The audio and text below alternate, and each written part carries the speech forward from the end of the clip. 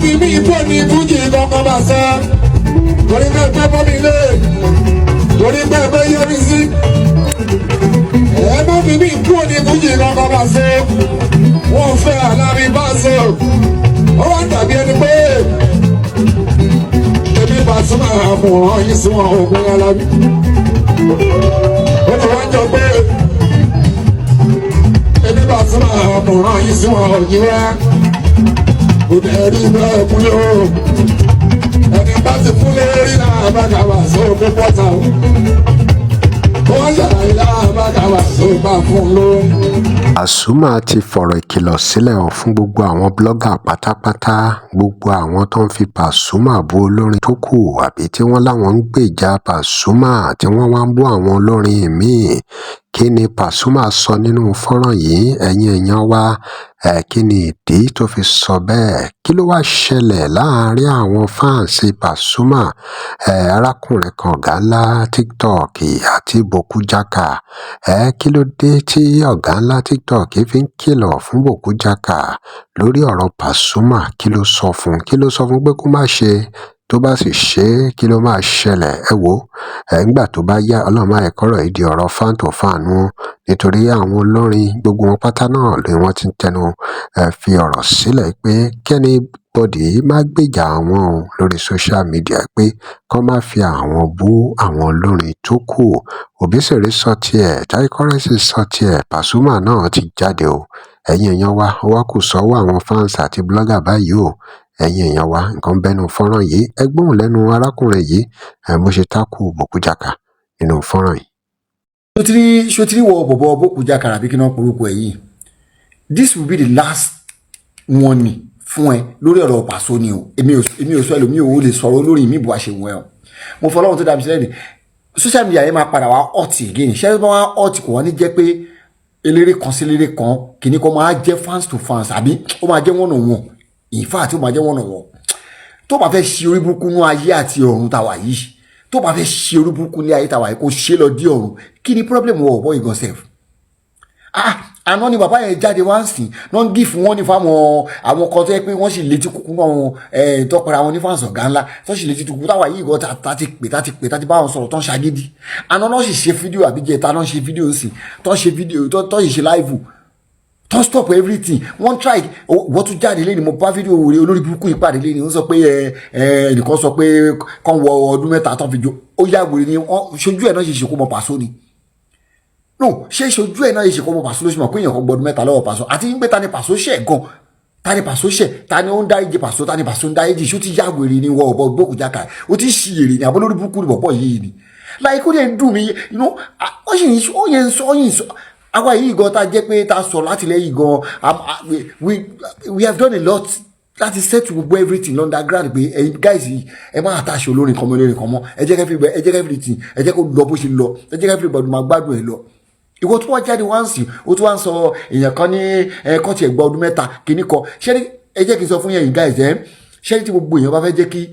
social media sinmi olórí burúkú Bokujaka yìí mo ti ń ṣọ́ iṣẹ́ tó ń ṣe lẹ́yìn láti so far mo ti mọ iṣẹ́ tó ń ṣe olórí burúkú Bokujaka yìí ó fẹ́ máa trend ó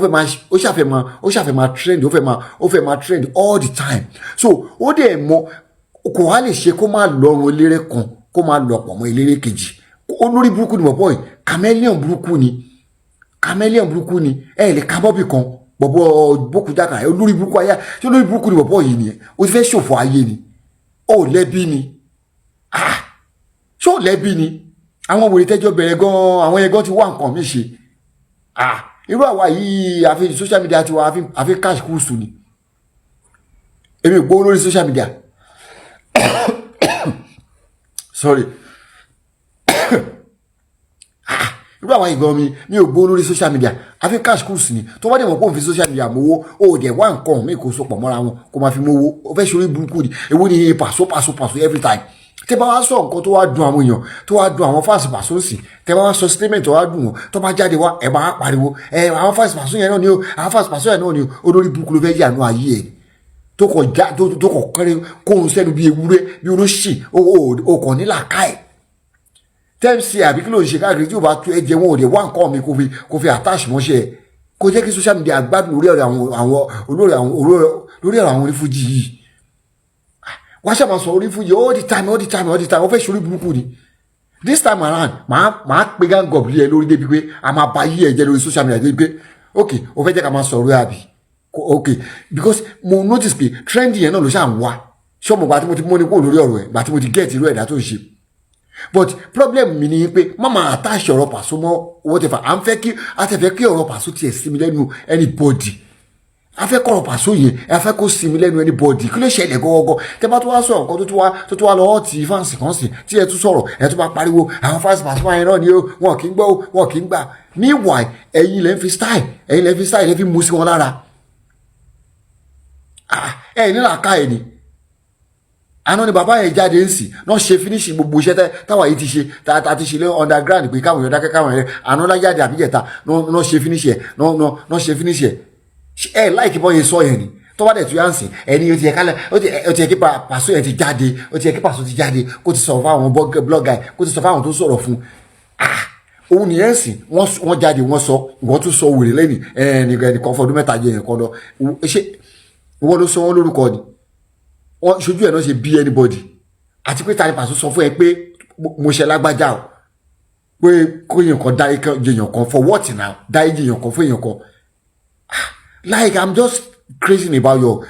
stuff bọ̀bọ̀ o nílà káyè o àbọ̀ lórí burúkú ni bọ̀bọ̀ ilé yìí ni wọ́n fẹ́ ṣòfò ni inú kan ṣe wà ń bí mo rí fídíò yẹn sí pé owó ni wèrè gọ́sẹ̀f ó dẹ̀ fi Paso lẹ̀ láàyè ẹ̀ tó bá fẹ́ mú lórí Paso nìkan lórí tó wà ní ó bá fẹ́ mú lórí mi sọ̀rọ̀ pọ̀ lórí mi fi Paso lẹ̀ láàyè ẹ̀ kí ló ṣẹlẹ̀ gọ́gọ́ ẹ fi Paso lẹ̀ láàyè ẹ̀ jẹ́ kó gbádùn ayé ẹ filẹ̀ ẹ fi Paso lẹ̀ wọ́n kú mọ́ bí tẹ́ ẹ bìlọ́ọ̀gì sí ẹ̀ iná lélẹ́rìí bí tẹ́ ẹ bìlọ́ọ̀gì sí ẹ sọ̀rọ̀ eléré yín náà wọ́n tẹ̀fẹ̀ tẹ́ bá sọ ní ilé kọ̀sẹ́ tó fẹ́ fa anything kọ̀sẹ́ tó lè bá yín fa anything tẹ́ bá sọ anything nípa eléré yín like I don't understand ẹ kò wá ẹ kò nílà ká ẹ tó bá ti wá nígbẹ́ fújì o kìíní kan síbẹ̀ náà wà ní tẹ bá ń sọ ọ̀kan tó bá ń dá àwọn fáǹsì Paso táwọn yẹn bá wá sọ̀rọ̀ padà ń sìn ẹ bẹ̀rẹ̀ sí máa pariwo òṣì lọ́nà. bó ṣe jẹ́ náà nìyẹn o ẹ̀hún lẹ ti gbọ́ yìí o kí lè ròyìn ẹ̀yìn èèyàn wa kí lè rí sí gbogbo ọ̀rọ̀ tárákùnrin yìí sọ ṣé bó ṣe rí náà nìyẹn ṣé bó ṣe yẹ kó sọ náà ló ti sọ yẹn pàápàá lórí ọ̀rọ̀ Pasuma ó ní kí Bòkújà ká má mẹ́ńsọ̀n ọ̀rọ̀ Pasuma mọ́ gbọ́ ṣó lè rí bẹ́ẹ̀ ṣé kò lè ṣàìmá rí bẹ́ẹ̀ ọ̀rọ̀ rí o ẹ drop comment and remember to like share and follow us. Thanks for watching. Á lọ fún ìpolówó ọjà pé WhatsApp number page